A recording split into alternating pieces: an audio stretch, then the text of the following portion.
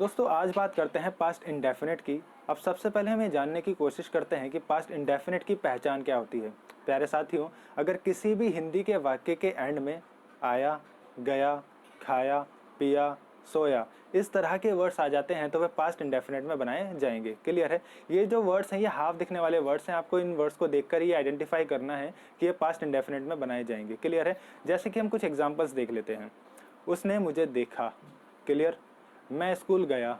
हमने गाना गाया। इस तरह के अगर सेंटेंस आपको दिखते हैं तो पास्ट इंडेफिनिट में बनाए जाएंगे। बात क्लियर है?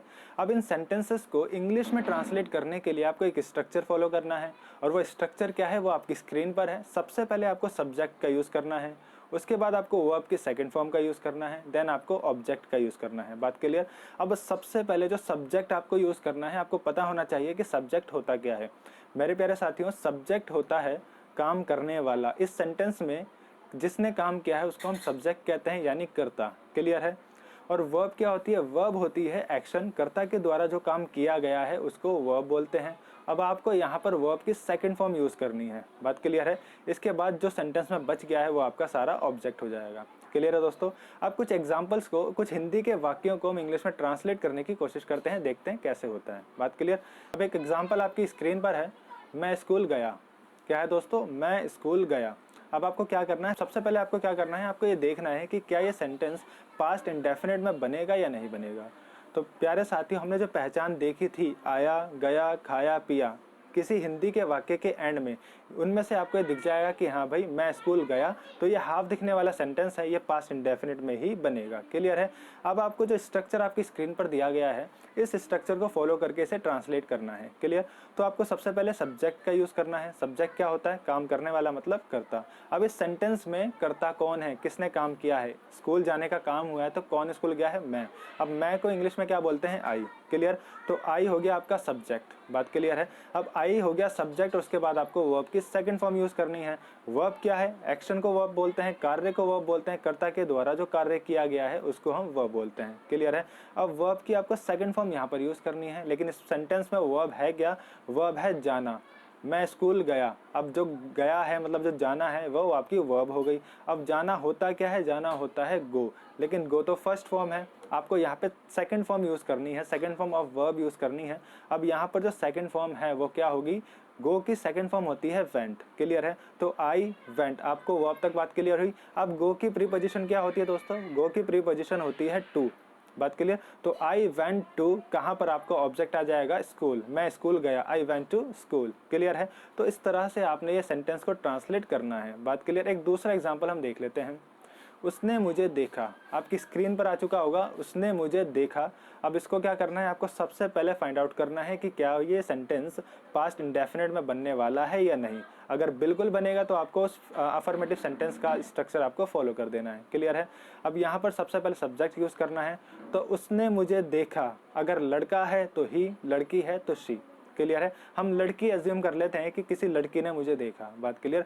तो लड़की है तो हम उसके लिए क्या लगाएंगे? एज अ सब्जेक्ट शी लगाएंगे। तो उसने के लिए क्या आ गया? शी आ गया। बात क्लियर है? तो शी, और उसके बाद आपको वर्ब की सेकंड फॉर्म यूज़ करनी है। वर्ब क्या है? देखना। देखना क्या होता है? सी, लुक, वॉच, कुछ भी यूज़ कर सकते हो आप, हम सी यूज़ कर लेते हैं। तो शी, सी, लेकिन सी तो फर्स्ट फॉर्म है, आपको क्या करना है? आपको सेकंड फॉर्म यूज़ करनी है। तो सी की सेकंड फॉर्म क्या आ जाएगी? सो, SAW, सो। क्लियर है? तो शी, सो, किसे देखा? मुझे देखा। ऑब्जेक्ट क्या हो गया आपका? मी। बात क्लियर? तो शी सो मी, उसने मुझे देखा। क्लियर है? इस तरह से आपको ये सेंटेंस इंग्लिश में ट्रांसलेट करना है। बात क्लियर है? अब हम कुछ नेगेटिव सेंटेंसेस पर कुछ नज़र डाल लेते हैं। देखिए, अगर मैं नेगेटिव सेंटेंस की बात करता हूं तो सबसे पहले आपको पहचान तो क्लियर है, पहचान तो यही रहेगी, लेकिन नेगेटिव सेंटेंस का जो स्ट्रक्चर है उसमें थोड़ा सा अंतर आ जाता है, थोड़ा सा डिफरेंट हो जाता है। वो क्यों हो जाता है? क्योंकि वहां पर हम हेल्पिंग वर्ब भी यूज़ करते हैं और नेगेटिव में नॉट आ जाता है। क्लियर है? तो स्ट्रक्चर क्या बनेगा उसका स्ट्रक्चर बनेगा दोस्तों, सबसे पहले आपको सब्जेक्ट यूज़ करना है, देन आपको as a helping verb subject की क्या यूज़ करना है? डिड यूज़ करना है। क्लियर है? यहाँ पर कोई दूसरी हेल्पिंग वर्ब नहीं है, यहाँ पर सिंपली एक हेल्पिंग वर्ब दे रखी है, डिड। आपको किसी भी सब्जेक्ट के साथ वही यूज़ करनी है। बात क्लियर है? तो सब्जेक्ट आ गया, उसके बाद डिड आपको as a helping verb use करना है, देन आपको नॉट, थर्ड प्लेस पर क्या रहेगा? नॉट रहेगा। उसके बाद आपको वर्ब की फर्स्ट फॉर्म यूज़ करनी है। ध्यान देना, हमने जहाँ पर अफर्मेटिव सेंटेंस में वर्ब की सेकंड फॉर्म यूज़ की थी, लेकिन यहाँ पर नेगेटिव सेंटेंस में आपको क्या करना है? वर्ब की फर्स्ट फॉर्म यूज़ करनी है। क्लियर है। तो वर्ब की first form plus object, subject as a helping verb आपको डिड यूज करना है, देन आपको थर्ड प्लेस पे नॉट यूज करना है, और उसके बाद आपको वर्ब की फर्स्ट फॉर्म यूज करनी है, और उसके बाद आपको ऑब्जेक्ट यूज करना है। क्लियर है। अब जो हमने एग्जांपल देखा था उसको देख लेते हैं। मैं स्कूल नहीं गया, ठीक है। मैंने पहले क्या कहा था, मैंने अफर्मेटिव सेंटेंस में जब इसको ट्रांसलेट किया था, हमने क्या बनाया था, मैं स्कूल गया, जो कि बहुत इजीली हमने ट्रांसलेट कर लिया था। लेकिन अगर इसी सेंटेंस को मैं नेगेटिव रूप में बोलता हूँ कि मैं स्कूल नहीं गया, पहचान आपको देखनी है, सबसे पहले पास्ट इंडेफिनिट में बनेगा, बात क्लियर। उसके बाद स्ट्रक्चर को फॉलो कर लेना है नेगेटिव वाले को, क्योंकि ये क्या है, ये नेगेटिव सेंटेंस है। क्लियर। तो नेगेटिव सेंटेंस का स्ट्रक्चर आपकी स्क्रीन पर है, आप देख सकते हैं। अब सबसे पहले आपको क्या यूज़ करना है, इसमें सब्जेक्ट यूज़ करना है। तो सब्जेक्ट क्या है, यहाँ पर आई है, क्योंकि मैं है तो उसके लिए आई आ जाएगा। उसके बाद आपको हेल्पिंग वर्ब डिड लगानी है और कुछ नहीं लगानी, यहाँ पे कोई दूसरी हेल्पिंग वर्ब है ही नहीं। क्लियर है। तो आई डिड, क्लियर है। तो नेगेटिव सेंटेंस है तो थर्ड प्लेस पे नॉट आ जाएगा, आई डिड नॉट, ठीक है भाई। उसके बाद आपको वर्ब की फर्स्ट फॉर्म यूज करनी है। अब वर्ब की फर्स्ट फॉर्म यूज करनी है, ये बात ध्यान रखना, हमने अफर्मेटिव में सेकंड फॉर्म यूज की थी, लेकिन यहाँ पर फर्स्ट फॉर्म यूज करनी है। क्लियर। तो जाना, मैं स्कूल नहीं गया, जाना क्या होता है, गो होता है, लेकिन वहाँ पे हमने वेंट किया था, लेकिन यहाँ पर हम गो करेंगे, बात क्लियर, क्योंकि यहाँ पर फर्स्ट फॉर्म आएगी। तो आई डिड नॉट गो, गो की प्रीपोजिशन टू और ऑब्जेक्ट क्या है आपका स्कूल, तो I did not go to school. Clear है। तो I did not go to school, बात क्लियर है। तो इस तरीके से आपको ये सेंटेंस भी ट्रांसलेट करना है, ठीक है। एक दूसरा एग्जांपल हम देख लेते हैं। उसने मुझे नहीं देखा, हमने अफर्मेटिव में क्या बनाया था, उसने मुझे देखा, तो she so me, subject verb की सेकंड फॉर्म देन ऑब्जेक्ट। लेकिन यहाँ पर मैंने क्या किया, इसे नेगेटिव बना दिया और नेगेटिव में मैंने नहीं ऐड किया है, उसने मुझे नहीं देखा। तो अब क्या करते हैं, इसको इंग्लिश में ट्रांसलेट करते हैं, कैसे बनेगा। आपको सबसे पहले सब्जेक्ट यूज़ करना है। सब्जेक्ट क्या है, उसने, अगर हम लड़की एज्यूम कर रहे थे तो सबसे पहले अगर सब्जेक्ट यूज़ करना है तो, और लड़की है तो वहाँ पर सब्जेक्ट के रूप में क्या आ जाएगा, शी आ जाएगा। क्लियर है। तो शी और हेल्पिंग वर्ब तो एक ही है, कोई चॉइस ही नहीं है, तो आपको सबके साथ डिड ही यूज़ करना है।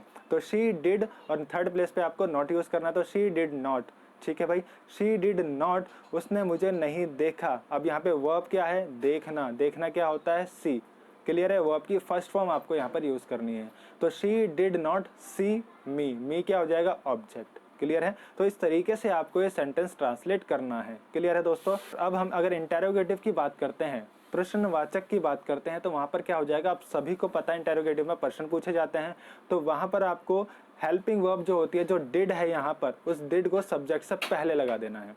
जैसे कि क्या उसने मुझे देखा, अगर मैं यहाँ पर एक एग्जांपल लेके चलता हूँ कि क्या उसने मुझे देखा, तो आपको क्या करना है, हमने जो नेगेटिव सेंटेंस में देखा था, she did not see me. Clear है। तो आपको क्या उसने मुझे देखा, एक तो नॉट हटा दोगे और डिड को सबसे आगे ले आओगे, तो डिड शी सी मी, क्या उसने मुझे देखा। इस तरीके से आपको ये सेंटेंस ट्रांसलेट करने हैं। क्लियर है दोस्तों आज ही आपका पास्ट इंडेफिनिट भी क्लियर हो जाता है। अगर ये वीडियो आपके लिए हेल्पफुल है तो इसको लाइक कीजिए, ज़्यादा से ज़्यादा शेयर कीजिए और सब्सक्राइब करना ना भूलें। Thank you.